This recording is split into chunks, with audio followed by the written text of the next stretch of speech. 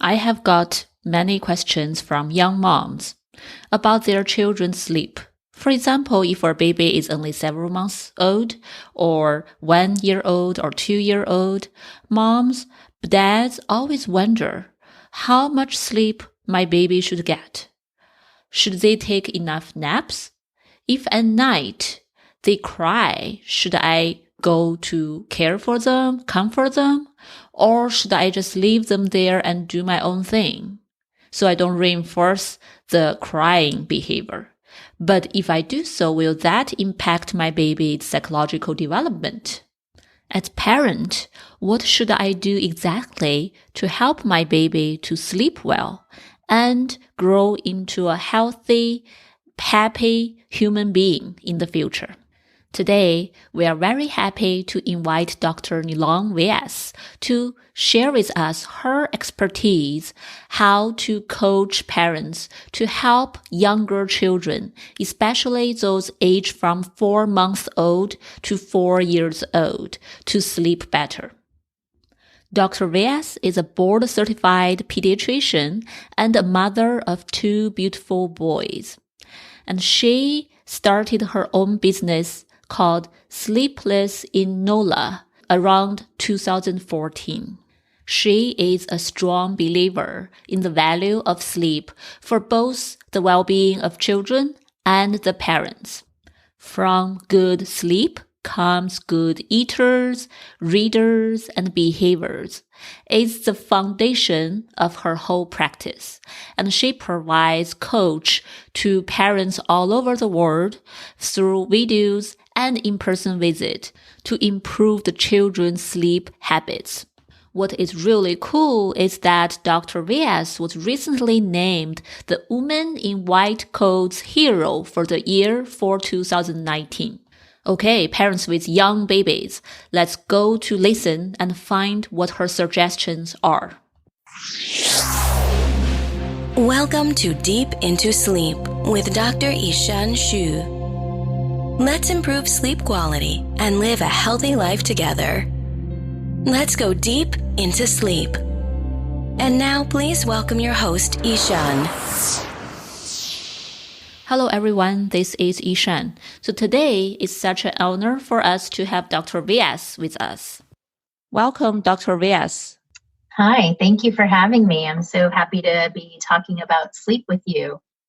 Yes, I'm so excited too. I know you are a child sleep specialist. What do you do in your practice? What kind of age group do you work with mostly? I am a pediatric sleep consultant, a pediatrician by training, and I left private practice 6 years ago to start my own business, helping parents how to teach their kids how to sleep through the night. And my most common client are infants and toddlers, as well as preschoolers. And the kids can range from 4 months to 4 years. And the most common presenting problems are typically multiple overnight wake-ups, inability to fall asleep independently, as well as not staying in their rooms overnight. I also help families with newborns to get the baby started on good sleep hygiene and habits from the get-go. And I meet with these families either for a quick 1-hour consultation on the phone or a 3-hour consultation in their homes if they're local, in person. If they're not, then via Skype or FaceTime, and talk with them in depth on how to solve their child's sleep issues. Sometimes it's a quick fix, and other times it involves a more intensive approach. But regardless of the type of consultation, I work with all of my families to help them establish a proper foundation of sleep based on the child's sleep cues, their developmental needs, as well as work with parents on gradually eliminating the associations the child has with falling asleep. Wow, that's great. And especially great that you are able to actually offer those kind of a consultation online that sounds like parents can really learn and benefit from some strategies, even if you are not there coaching them side by side.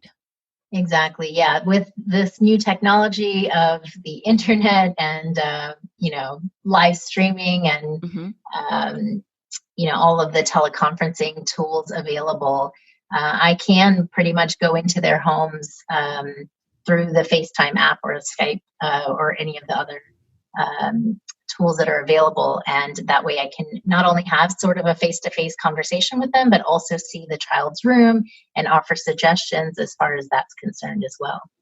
Wow, that's great. Regarding this age group, it's very young, sounds like 4 months to 4 years old. Also, that's a big range from toddlers, infants, preschoolers. So is there any difference in their sleep across different age? Like how long they need for sleep, how they sleep generally? Yeah, so the amount of time that a child should sleep for naps is about an hour and a half for all kids of all ages. So if they're napping, most likely it should be about an hour, hour and a half. Once toddlers start to consolidate their naps into just one nap for the day, that typically happens around 2 years of age, it can increase to a 3-hour nap. But what does vary from child to child is the amount of sleep or the number of naps a child should take based on their age group. So, for example, newborns can sleep up to 20 hours a day, split up into hour to an hour and a half naps, up to 6 naps a day. Whereas a child, once they're about 4 to 6 months of age, they may have more wakeful periods and their naps decrease down to 4 to 5 naps a day.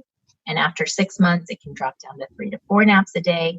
And typically around 12 to 15 months or even up to 18 months, it can be just 2 naps a day. And after 2 years of age, it's just 1 nap, as I mentioned earlier. And then around 3 to 6 years, that's when napping typically stops for most kids. And, this is a lot of numbers and a lot of information. And often it's hard for parents to know when that transitional stage happens, at what age and at what time the child should transition from 4 naps to 3 naps. Or even down to 1 nap. And that's where a sleep consultant can come in as a great tool to kind of guide them as to when to transition and how to transition. Mm-hmm. Yeah, definitely. All those numbers, Yeah. it's very hard to remember. Yes. Yeah, and I would assume different child actually slightly different, right? Just the 2-year-old and another 2-year-old, their nap may look differently. Yes, absolutely. Each child can vary. These are numbers based on general developmental stages and milestones, and most kids typically fall into these timeframes. Of course, I've had families where the 10-month-old was, down to 2 naps, which isn't very typical, and I've had 18-month-olds taking 3 naps a day, which isn't very typical. So you are going to have these outliers, but for most kids, that's the amount of naps that they need for their age range.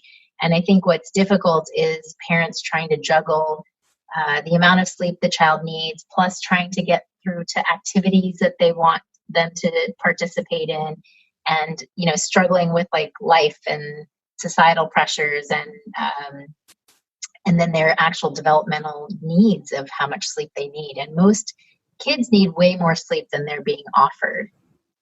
Yes. And that's when it can get tricky. Right. So if a baby takes multiple naps during the day, so you mean like each nap should be about 1.5 hours? Yes. Oh.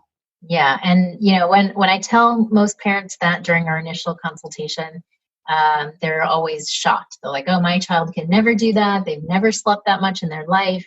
And then after they go through the process, they're like, oh my gosh, I see that they are capable of sleeping that amount of time. And then they do sleep better. And when they wake up, they're happier and more alert and more able to interact with their environment because they're better rested. So I think the tendency is to, just in our society, just the perception of, less sleep is better because you'll sleep enough when you die and you'll sleep enough when there's time for it. And there's too many other interesting things. I hear parents all the time say, my kid has so much FOMO. They want to be awake and alert and participating in all the activities. But it's during sleep that those neuronal connections get made and the brain develops and they learn what they're supposed to learn developmentally for their age is during sleep. So it's super important to stress to parents that children need more sleep than they need activities. Yeah, that's so important message for parents to know, right? Children actually need more sleep than activities. Exactly. And I'm okay with just an hour nap if the child is waking up happy. But if they're waking up fussy, it's a good indication that they weren't quite ready to wake up. And many children have wake ups just after 45 minutes of sleep. And the problem that parents run into when this happens, they assume that, okay, the child woke up, so they're ready to be awake and they're done with the nap. And they may go into the room and the child's crying potentially at first. And then upon seeing the mom or dad, they get happy. And so the parent just assumes that the nap is complete. But if kids are given the opportunity to get back to sleep on their own after a premature wake up, which I consider 45 minutes or even an hour after waking up, if they're waking up unhappy, that to me is considered a premature wake up. And they're more likely to make the transition into a longer nap time if given the opportunity. And that one change can help prevent the perpetuation of just a 45-minute nap cycle, which, like I said, I think is too short. Ah, I see. So actually parents need to do a better job to understand the science behind it and really read the cues from the children to see whether, Exactly. right, they are happy or Exactly. not. Exactly. And the child, it's so great that you brought up the word cues, because that's the primary thing that I'm always stressing to parents is to pay attention to the cues, because the child is telling the parent what they want when they're hungry, when they're sleepy. But it's difficult a lot of times for the parent to interpret or read those cues if they don't know what they're looking for, because babies, some kids don't even really speak until 2 years of age, or speak understandably, or sentences. And so for the first 2 years of the child's life, a lot of it is just guesswork. So if the parents know what cues to look for, the child is communicating to them when they're hungry or when they're sleepy.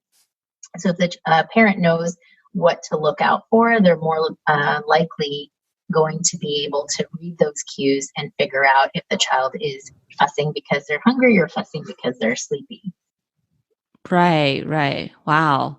Yes. So I know a lot young parents are really anxious about whether they read the cue correctly or how to help the child.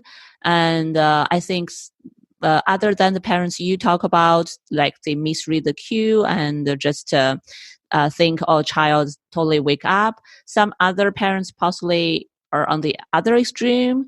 They are very anxious. They feel like, well, the babies need sleep more, but they are not. How I can make them sleep more? Do those kind of behavior cause any problems for the child's sleep? Yeah, so kids are really good at picking up on parents' anxieties, and when the parents are anxious, it makes the kids anxious, and it makes them difficult. Makes it difficult for them to relax and get to sleep. So if parents are aware of what those cues are, so I typically tell parents there's three uh, arenas of the cues: the early cues, the middle cues, and the late cues. And the early sleep cues are where this child is staring off into space and looking a little drowsy and kind of out of it. That's a good time to start the sleep routine and get them into a place where they can sleep. The middle of the road cues can be where the child is rubbing their eyes or yawning. Some kids will pull on their ears or pull on their hair. You still have time. The parent still has time at that point to get the child into a good sleep setting. So they're in an environment so that they can sleep. And then the late cues are where the child is like fidgety and fussy and wants to be picked up and wants to be put down and doesn't quite know what they want. And that you can still potentially put the child to sleep at that point, but you're veering on that later end of the spectrum where if you don't respond quick enough, the child could go into an alert period. So it's important to know what those cues are and pay attention to them and notice when they happen. And they may happen a lot sooner than the parent is expecting it to happen. It may happen just 90 minutes from when the child woke up. It may happen 3 hours from when the child woke up. But if the parent isn't paying attention or looking out for those cues, they may just push through that cycle and then the child becomes overtired. So for the parents that are anxious, if they try to put their anxieties aside and say, I'm just going to focus on what the child is telling me. I think a lot of the anxieties come from that uncertainty of not knowing, is the child sleepy?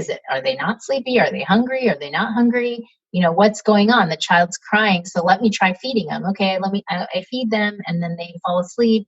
So maybe it was that they were hungry, or maybe it was that they're sleepy. It's always this sort of guessing game. Mm-hmm. And I think that's what gets parents in trouble, because they aren't quite sure what they're doing and how to do it. So if they follow the cues, and they can say, oh yeah, I saw him stare off into space and then he yawned, so I know that he's sleepy, and forget the fact that it's just 30 minutes after they woke up or 2.5 hours after they woke up. If they see those cues, then try to get the child to sleep when they see the cues. Wow, great. I think this is really helpful, because the three cues you mentioned, I think a lot of parents can really just look out for it. It's something easy to observe, and now it can make sense to them. So you mentioned the nighttime routine. I'm wondering, I know some parents may be struggling about, put their children to bed at night. But some child possibly have a hard time to fall asleep, and some parents may spend hours trying to do that. Is there any bed routine, nighttime routine for younger child that they can sleep better, easier, and save the parents some time? Yeah, so the most important thing that parents need to focus on is establishing a consistent routine and having the same bedtime and same wake up time. If the timings are different every day, that can affect how easily a child goes to sleep.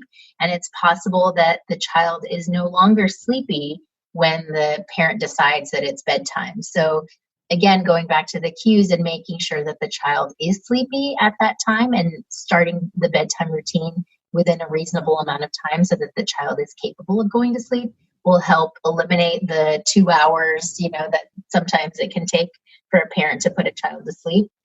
Especially toddlers, they're notorious for delaying bedtime with multiple requests of drinking water, or getting one more hug, or one more kiss, or going to the potty. So establishing a routine and consistent bedtime, and following cues are super important, as well as establishing a really calming and soothing bedtime routine. So going in the room and turning down the lights, sitting on a rock, or reading a book, singing a song. So all those things signal to the child that it's time to go to sleep, and will also help delay the amount of time it can take a parent to put the child to sleep. So soothing routine, maintaining consistency, and following the cues are all important in minimizing the amount of time it can take for a parent to get a child to sleep. Yes, that's great. So you mentioned earlier about to let the child fall asleep on their own. And so I know some parents will want to check on the child. And is there a good timing for parents to do that? And when they do that, you said the child sometimes gets happy to see the parents, but they're still sleepy. Where is the boundary or balance between parents checking on the child, put the child to sleep, versus having the child to go back to sleep by themselves? Yeah, so I think it's always good to check in on the child, because it lets them know that the parent is there, they love them, they care, they don't feel abandoned. But limit those check-ins to a couple minutes. If you stay in the room until the child is asleep and then sneak out, it can create a level of distrust and anxiety for the child. And when they wake up overnight and check their environment, and that environment isn't the same as it was when they fell asleep, it again creates distrust and anxiety. So when you're putting a child to sleep, it's best after doing your routine, you put them in the crib or the bed and say, good night, I love you. It's time to go to sleep. See you in the morning. And you leave. If they're fussing, it's fine to go in, offer comfort, rub their head, pat their chest, Let them know that you're there, that you love them, but it's time to go to sleep and leave. So even if it means going back in the room 20 times to check on them, I'm okay with that as long as the child is falling asleep independently. So that the problem comes in when the parent stays in there until the child is asleep and then sneaks out. That's what causes or can cause the multiple wake ups overnight where the child is waking to look for the parent. I see. Yes.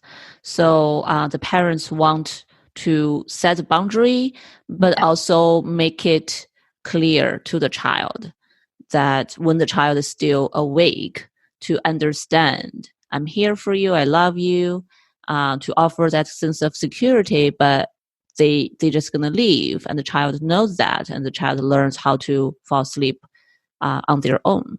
Exactly. Sort of, I always use the analogy of riding a bike. If you were to hold on to your child as they're learning to ride a bike and never let go, they're never really going to learn. But you know that when you let go, they're probably going to cry, they're going to be upset, they're going to be scared, they might fall, they might hurt themselves.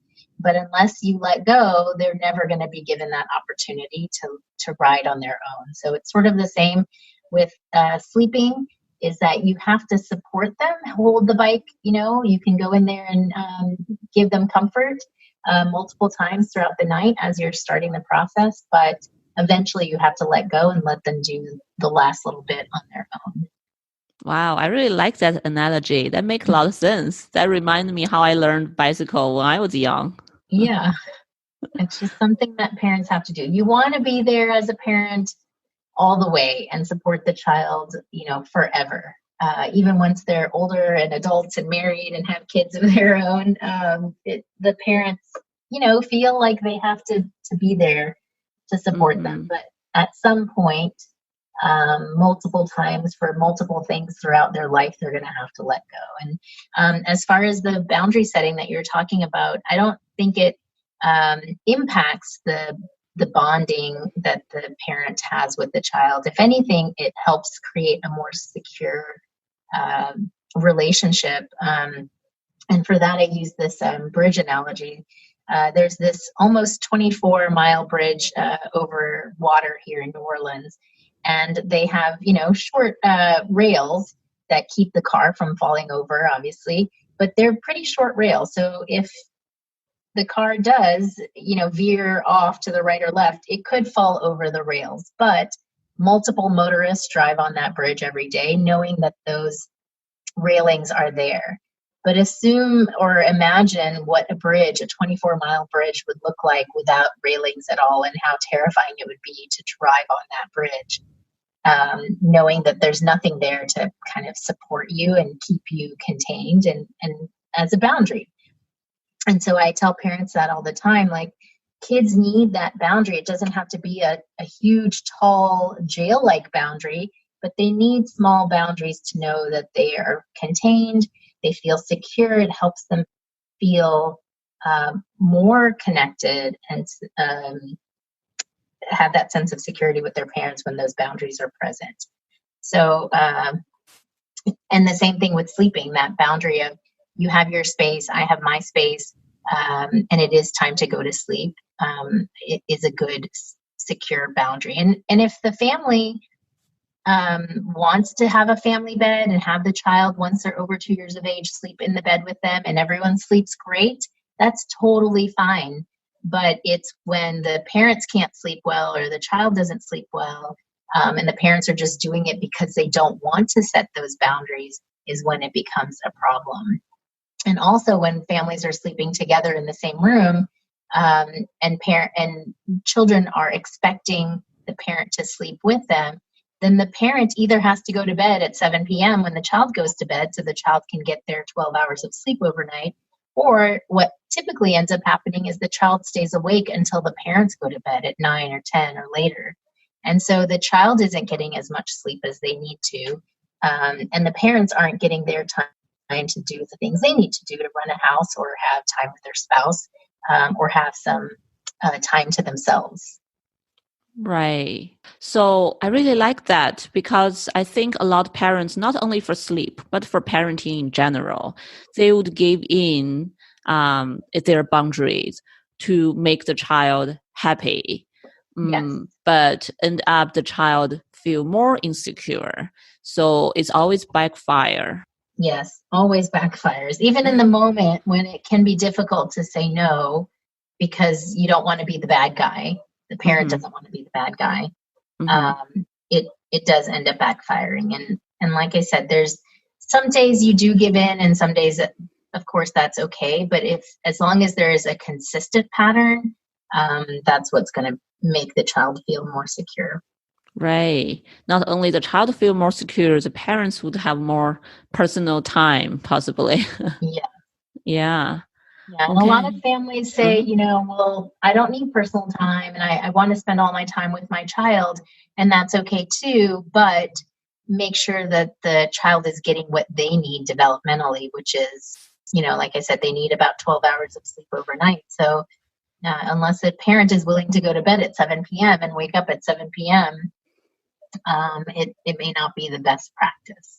Right. So also you just mentioned the child needs like 12 hours of sleep per night. Most kids until about age 6, when they stop napping as much, they can also decrease the amount of overnight sleep that they need down to 10 and a half hours. But prior to that, they need about 12 hours of overnight sleep. Wow. So that's overnight sleep. And then plus the naps they're taking. Naps. Wow. Okay. So they do need a lot of sleep. A lot of sleep because they're developing and growing at such a rapid rate. And as I said before, during sleep is when all those neuronal connections occur. So that's when, the brain and the body is restoring itself and developing to the need of the child. So sleep is super, super crucial. And there's so much research that's being done recently that talks about the benefits of sleep on children and their developing brain. Great. Yes. So please feel free to offer me any of those papers. I can link them to the show note if any audience want to read more about that, or there's any websites they can read. I can definitely put the information there.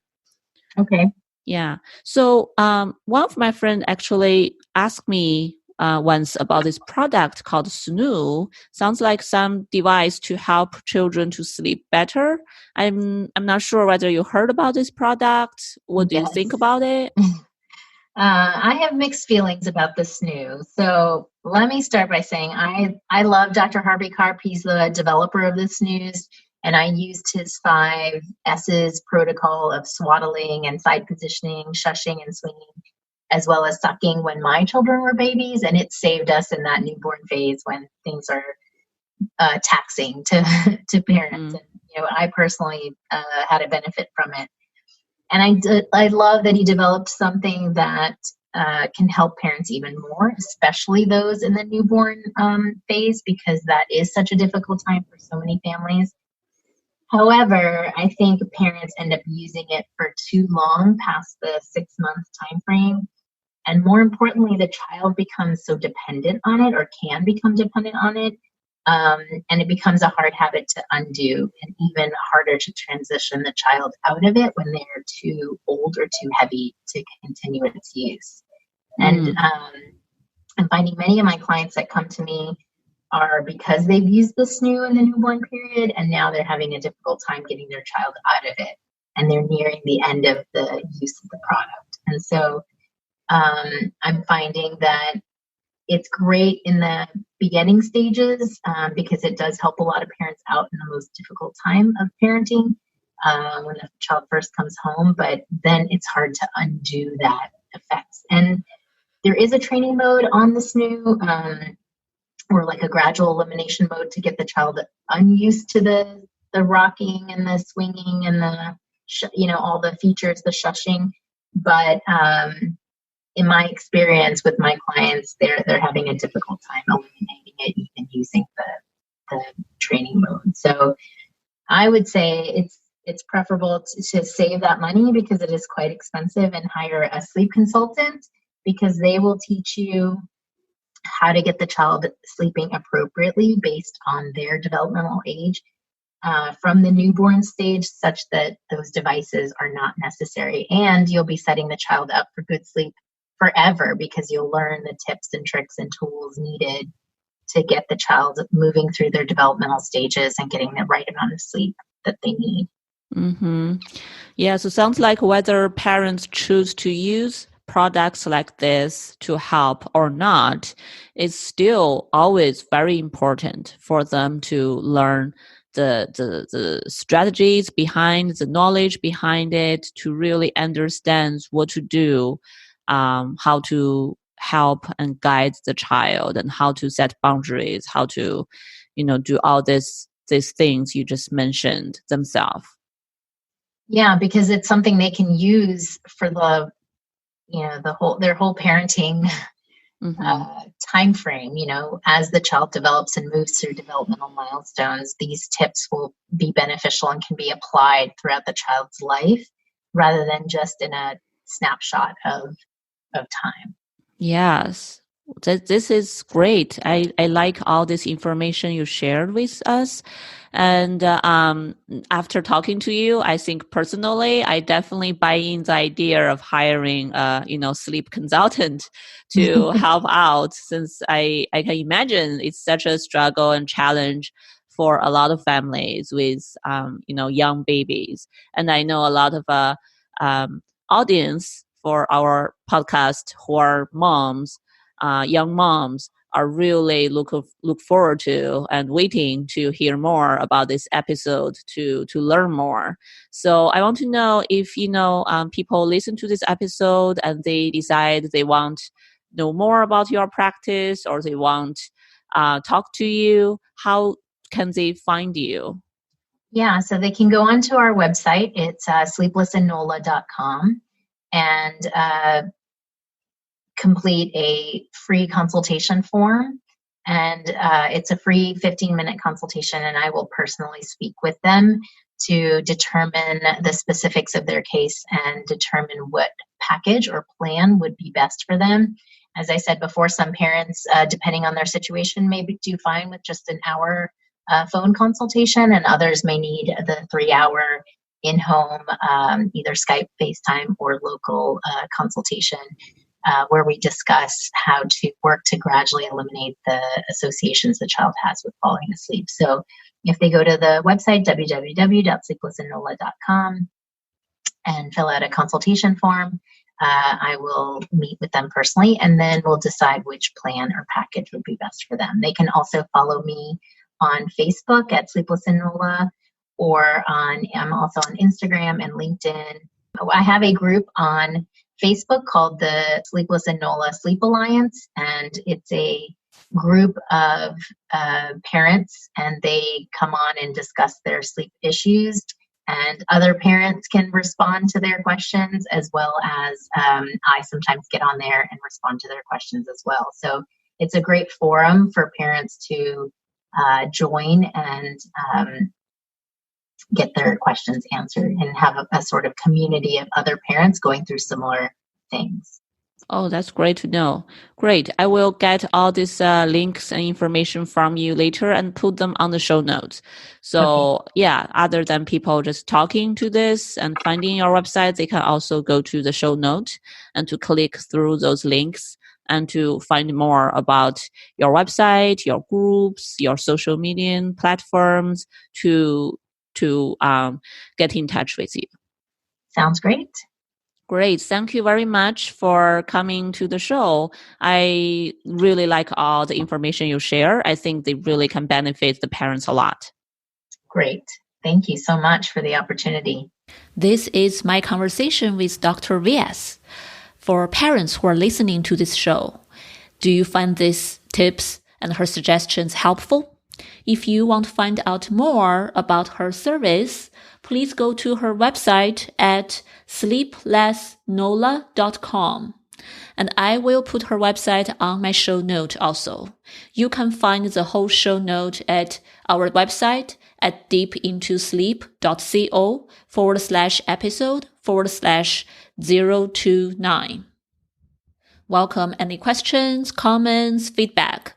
And if you want to listen to any other experts in this field, please feel free to let me know too. If you have children who are older than 4 years old, who are between the age between 4 years old and 10 years old, and if you want to learn more how to coach that age group to sleep better, please revisit our previous episode 18 and 19 with Dr. Schneeberg from Yale University, and she talked in details about how to help school-aged children and teenagers to sleep better. You are welcome to subscribe our newsletter to get the most updated information about our show and other sleep tips. And our website again is deepintosleep.co. Thank you very much. I will see you next week. Sleep is an individual thing. We all sleep differently, and there is so much we can do to improve sleep quality. Keep hope and carry on. This podcast is for general informational purpose only and does not include the practice of medicine or other health professional services. Usage of the information we share is at the listener's own risk, and our content does not intend to be a substitute for any medical and professional services, diagnoses, and treatment. Please seek professional health services as needed.